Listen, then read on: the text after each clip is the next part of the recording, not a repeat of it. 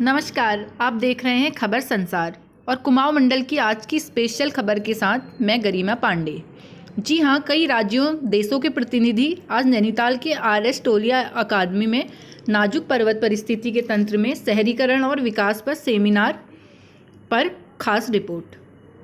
जी हाँ गरिमा, ये तुम्हारी खास रिपोर्ट बिल्कुल सही है, क्योंकि हमने भी देखा कि ग्राउंड जीरो पर तमाम देशों के साथ साथ कई राज्यों के, वो भी खासकर पहाड़ी क्षेत्र जैसे मेघालय हो गया, भूटान हो गया या हिमाचल हो गया, इस तरह के वहाँ के प्रतिनिधि आए थे। उनके अनुभव साझा हो रहे थे, क्योंकि सेमिनार का जो खास मुद्दा ही भाई हिमालय परिस्थिति तंत्र में शहरीकरण और विकास, जिसमें टायर 2 और टायर 3 जो टाइप के छोटे छोटे शहर होते हैं, उनको डेवलपमेंट को लेकर सरकार की ओर से जो प्रयास किया जा रहा है, ये आज आप इसकी महत्वता इस बात से भी समझते हैं, इसका महत्व कि इसमें तमाम सेक्रेटरी वगैरह लोग, तमाम लोग उपस्थित थे। आज बड़ी संख्या में छोटे बड़े यानी ग्राम पंचायत से लेकर नगर निगम हो, नगर पालिका हो, नगर परिषद हो, छोटे छोटे अधिकारी सभी थे। और यहाँ तक कि हल्द्वानी के हल्द्वानी क्योंकि मुख्य शहर है, तो वहाँ के जो एमएनए हैं पंकज उपाध्याय, वो भी बड़ी अच्छी पैरवी करी उन्होंने, क्योंकि जब से वो आए हैं इस शहर में कूड़े को लेके और शहर के स्वच्छीकरण को लेके तमाम बातें अलग ही उसमें देखने को मिल रही है। आज उन्होंने अपनी विस्तार से बातें रखी, जोड़ा ढंग से पैरवी करी। इसी तरह जापान के हिरोशिमा शहर के डिप्टी मेयर सुसुमु ओइकाबा ने बताया कि किस तरह उनका शहर बर्बाद हुआ था और आज किस तरह आबाद है। इसी तरह मेघालय के प्रतिनिधि आइजोल हाँ गरिमा, ये जो आइजोल है मेघालय की राजधानी है, वहाँ के भी प्रतिनिधि आए थे, क्योंकि वहाँ का जो हमारा पूरा स्ट्रक्चर है, जैसे नैनीताल होता है ना, ऐसी मेघालय है, सेम दूरी है। जैसे हल्द्वानी से 40 किलोमीटर है, तो वहाँ 80 किलोमीटर है। सड़क 4 लेन की जगह 2 लेन हो जाती है 40 किलोमीटर के आगे, जैसे यहाँ से 40 किलोमीटर पे, ऐसी सेम वहाँ पे है। तो दोनों का, यहाँ का नैनीताल और मेघालय लगभग बराबर सा है, जो हमने देखा है। जो वहाँ के प्रतिनिधि ने बताया कि उनका कैसे लैंडस्लाइड वगैरह और ये वो अपनी चीज़ें बताई उन्होंने विस्तार के साथ, कि वो शहर कैसा डेवलप हुआ है आज की स्थिति में, आप उसको समझ सकते हैं। काफ़ी अच्छा बना रखा है। हम लोगों ने देखा था कि ऑनलाइन भी कॉन्फ्रेंस में विदेशियों ने हिस्सा लिया और अपनी बातें रखी। समस्या है, इसके साथ संवाद करते हुए इस सफलता को हमने प्राप्त किया है। अभी इसमें बहुत कुछ करने की आवश्यकता है, इसको हम करने का प्रयास कर रहे हैं। Thank you. ये आपने फिल्म दिखा दी, आपको तो प्रेजेंट करना था। ये भी ठीक है। Very interesting, because what even movement covering this city has added to their efforts, and actually they have been able to cover 90% of the problem of solid waste management. He admits that 10% still needs to be done, and I think it's a very good beginning. Thank you very much for your presentation. So in the previous session, the previous lecture, we had discussed about there's a serious lack of manpower in the urban local bodies, because of which we are not being able to implement this. That itself is actually a very good example of how to synergize the civil society engagements. So what Pankaj was suffering was from that he did not have enough Paryavaran, we call them the sanitation workers. So he's now integrated the women self-help groups, again formed under another scheme from Government of India. So this is a convergence of Swachh Bharat Mission and Day NULM, so the National Urban Land. Where do you want to replicate this now? So we are replicating it many towns now. Bageshwar has taken it, Rudrapur has taken it, sir, and these people are realizing that we already had the Mohalla Swachhta Samitis, the user charges collection, which was happening only about 6 lakhs. So now we can have this kind of infrastructure in new towns. And secondly, I want to emphasize the importance of the institutional driving force and the legal support. This is the basis for from the plan to implementation. This kind of support is very, very prerequisite. So first thing we did for the urban redevelopment and new town development, we made a new town construction bureau in the Ministry of Construction, and the Planning Institute provide urban design And also we established some kind of urban land corporation, which is public corporation for the publicly managed methodology. And the private sector participate with this kind of government's driving force. And also in terms of the legal support, we established a lot of promotion act, to facilitate the project within the short time. So before 70s and 60s. So during those last 50 years, 7 times of this kind of virtuous circulation made the Korean economic boom, and 5 times of a national territorial plan and physical plan, urban plan make a totally different style of urban development. Of course, we experience a lot of conflicts.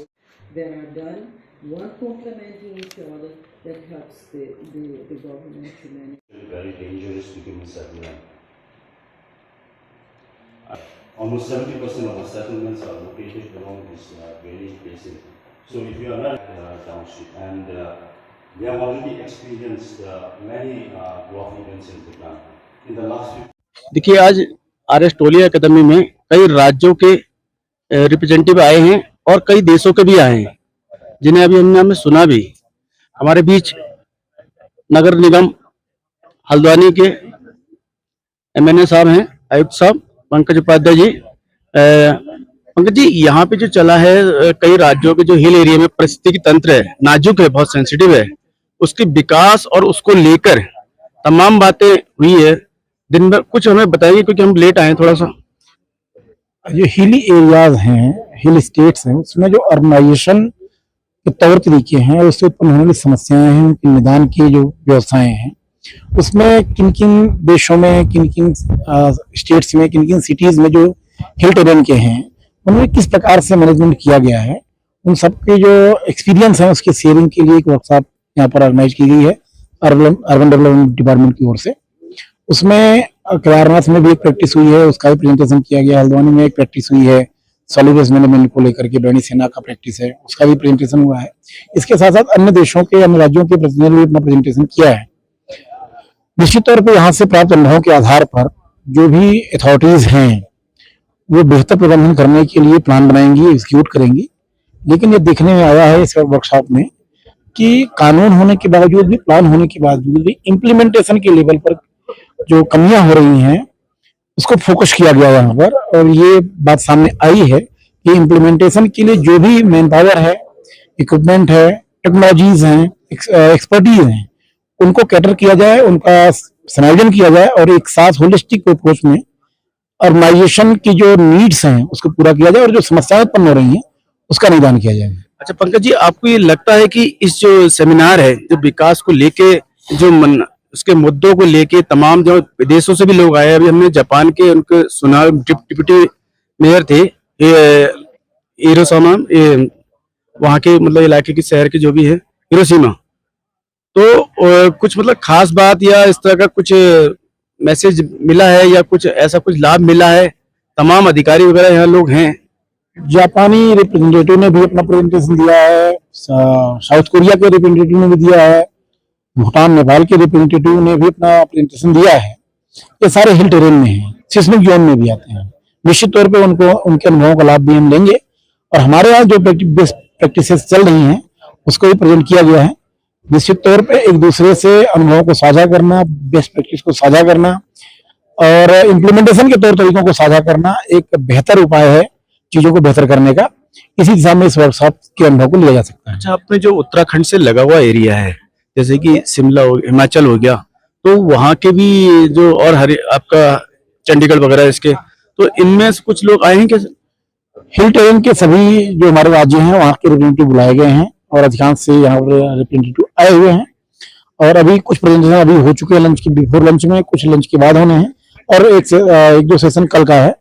तो निश्चित तौर पे बेहतर अनुभव यहाँ पर हमारे officers को मिलेगा और हम बेहतर काम करने के लिए एक रोड मैप बना पाएंगे। सर, एक आखिरी सवाल, जिस तरह आपने हल्द्वानी में मुहिम चलाई है, कूड़ा को एक मुद्दा, एक आंदोलन का रूप दिया है, गजब है वो। क्या इस तरह के जो उदाहरण देखने को मिलेंगे और जो राज्यों के? देखिए, सभी शहर कूड़ा प्रबंधन को लेकर बेहतर काम करने का प्रयास कर रहे हैं। इसी चरण में हल्द्वानी में भी एक बेहतर प्रयास करने का काम किया गया। बैनी सेना, जिसको कि एसएचजी की जो बहनें होती हैं उनको मिलाकर बनाया गया। 57 वार्डों का काम उनके द्वारा किया जा रहा है। यह एक पहली ऐसी योजना मुझे दिखती है जिसमें निगम द्वारा कोई पैसा खर्च नहीं किया गया। 6 लाख का यूजर कलेक्शन था, ये महिलाएं उसको वसूल करके 32 लाख से ऊपर का पहुंचा चुकी हैं। सॉलिड वेस्ट का जो हमारा डोर कलेक्शन था वो जहां हम 60-70% के साथ लगभग 90% के आसपास पहुंच चुके हैं। लोगों का कूड़ा को सड़कों पर फेंकने की जो प्रवृत्तियां थी, नालियों नालों में फेंकने की प्रवृत्तियां थी, वो काफी कम हुई हैं। हमारे सफाई कर्मचारियों द्वारा कूड़े को आग लगा देने की जो उनके अंदर टेंडेंसी थी, कूड़े को नालियों में डाल देने की टेंडेंसी थी, समय पर कार्य पर न आने की टेंडेंसी थी, कूड़े को के प्रति जागरूक न होने की और कूड़े के प्रति एग्रेसिव न होने की जो टेंडेंसी थी हमारे कार्मिकों में, उन सब पे भी नियंत्रण हुआ है। लोगों की कार्य क्षमता में विकास हुआ है, कार्यावधि उनकी बढ़ी है, उनकी उपस्थिति बढ़ी है, रीच बढ़ी है और बिहेवियर में बदलाव हुआ है। निश्चित तौर पे जो कम्युनिटी है, जो हमारे एम्प्लॉइज हैं, उनके बीच में बेहतर संवाद हुआ है। इसके बीच में सेतु के रूप में काम कर रही है बेनी सेना।